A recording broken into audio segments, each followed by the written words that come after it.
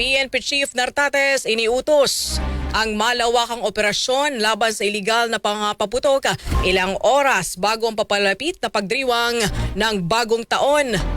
Ang kasama natin sa balitang yan si Radyoman Marjo Domingo.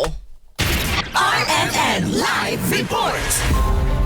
Iniutos ni Philippine National Police Acting Chief Lieutenant General Jose Melencio Nartates Jr. ang pagsasagawa ng malawakang operasyon laban sa mga iligal na paputok at pyrotechnic materials ilang oras bago ang papalapit na pagdiriwang ng bagong taon. Ayon kay Nartates, nagbigay na siya ng direktiba sa lahat ng kapulisan na magsagawa ng agresibong operasyon sa kani-kanilang lugar lalo na at inaasahan na magiging agresibo ang mga nagbebenta at gumagawa ng mga pinagbabawal na paputok. Gagawin ang nasabing agresibong operasyon sa ground sa pamamagitan ng Territorial Forces at iba pang units at sa online sa pamamagitan ng PNP Anti-Cybercrime Group.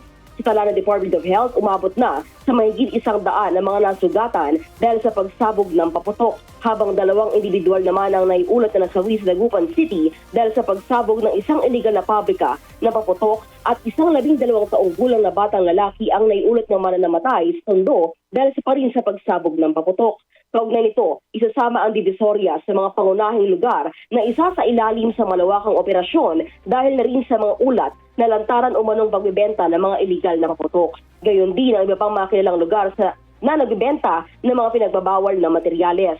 Hinikayat naman muli ng Nartates ang publiko na maghanap ng mga alternatibong paraan ng paggawa ng ingay, lalo na para sa mga bata, para sa ligtas na pagsalubong sa bagong taon. Kasama mo sa DZXL RMN Manila, Radyoman Marjo Domingo, Tatak RMN.